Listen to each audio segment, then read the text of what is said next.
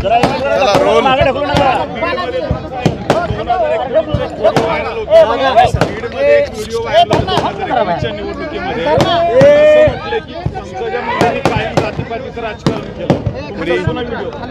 पंकजाताईंनी कायम जातीपातीचं राजकारण केलं असा एक जुना व्हिडिओ 2019चा आहे तो आता व्हायरल केला जातो। हे बघा, जुन्या अनेक व्हिडिओ अनेक वेगवेगळ्या पद्धतीने एकमेकाचे काढता येतील, ते काढून आत्ताच्या निवडणुकीमध्ये आता ही वस्तुस्थिती आहे की 2019 मध्ये भारतीय जनता पार्टीच्या विरोधात राष्ट्रवादी काँग्रेस पक्ष निवडणूक लढला। त्यांच्या विरोधात आमच्या बहीण भावाची एकमेकाच्या विरोधात निवडणुकीत लढत झाली। ती लढत संबंध देशांनी पाहिलेली आहे। आज आमचं कुटुंब एकत्र झाले। कुटुंब एकत्र झाल्यानंतर मागच्या निवडणुकीमध्ये आम्ही काय बोललो याचा संदर्भ आत्ताच्या निवडणुकीमध्ये मतं मिळवण्यासाठी जे कोण गलिच्छ राजकारण करतायत त्यांच्या डोक्यात हे जातपात आहे आणि त्यांना त्या पद्धतीचं करायचं आहे, म्हणून ते 19चा व्हिडिओ आता या ठिकाणी काढलेला आहे। राज्यभर आपण काय परिस्थिती वाटते?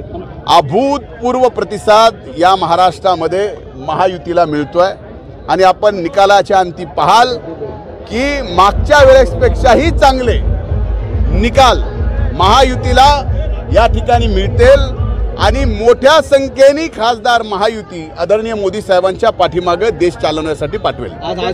अजित दादा बारामतीमध्ये केंद्र सरकारनं उठवलेली आहे, उशीर झाला असं वाटत नाही? एक मिनिट, एक लक्षात घ्या, विषय आपण ज्या वेळेस विचार करतो त्यावेळेस स्वाभाविक आहे की उशीर झाला असं म्हणतो।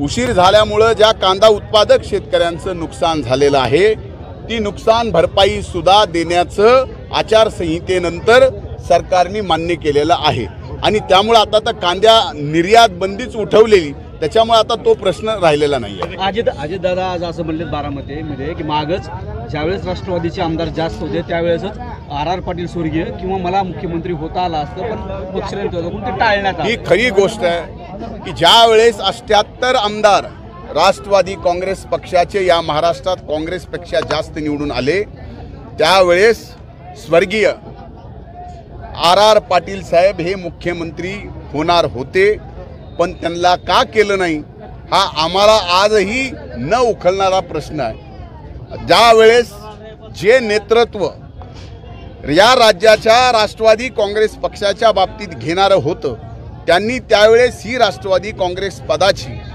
RR आबाच्या रुपयाने मुख्यमंत्री पदाची जी संधी आली होती ती का गमावली ह्याचा प्रश्न आपण त्यांना विचारावा आणि आपण नक्की विचाराल अशी माझी अपेक्षा आहे। शेवटचा प्रश्न आहे, सध्या आपण राज्यभर फिरतात, मराठा आंदोलनाचा किंवा आरक्षणाचा विषय जो ताजा होता त्याचा काही परिणाम या निवडणुकीवरती होईल का? आपलं काय? महायुती सरकारने मराठा आरक्षणाचा निस्ता सन्मान केला नाही तर मराठा आरक्षण देण्याच्या संदर्भामध्ये कायदा केला।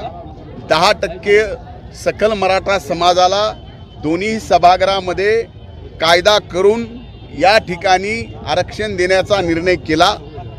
हायकोर्टामध्ये तो निर्णय चॅलेंज झाला पण टिकला नाही। 10% प्रमाणे आरक्षण ते अनेक भरतीमध्ये लागू झालं। या मराठवाड्यात त्या ठिकाणी निजामकालीन दस्ताप्रमाणे कुणबीचे प्रमाणपत्र देण्याचा निर्णय राज्य सरकारने या ठिकाणी घ्यावा अशी जी मागणी मराठा समाजाची होती ती सुद्धा या ठिकाणी मान्य केली आणि जवळजवळ 37 लाख आतापर्यंत कुणबीचे प्रमाणपत्र या मराठवाड्यात देण्यात आले। तो सुद्धा निर्णय जी मागणी होती तो निर्णय मान्य केला। सगळ्या सोयऱ्याच्या बाबतीमध्ये फक्त शासन निर्णय करून यामध्ये निकाल निघत नसतो तर सगळ्या सोयऱ्याचं जाहीर प्रकटन काढून त्याच्यावरती आक्षेप घ्यावा लागतात, ते आक्षेप सोडवावे लागतात आणि त्याच्यानंतर शासन निर्णय निघतो। जवळजवळ 6,83,000 आक्षेप हे जाहीर प्रकटनावर सगळ्या सोयऱ्याच्या आले। 2.5 लाख निकाली निघालेत, काही राहिलेत। त्यामुळं मराठा आरक्षणाचा प्रश्न या महायुतीच्या सरकारने पूर्णपणाने सोडवलेला आहे। काही जण आरक्षणाच्या पाठीमागं आरक्षणाचा मुद्दा संपलेला असताना सुद्धा काही जण राजकारण करायचा प्रयत्न करतायत पण त्याच्यात कुणालाही यश येताना दिसत नाही।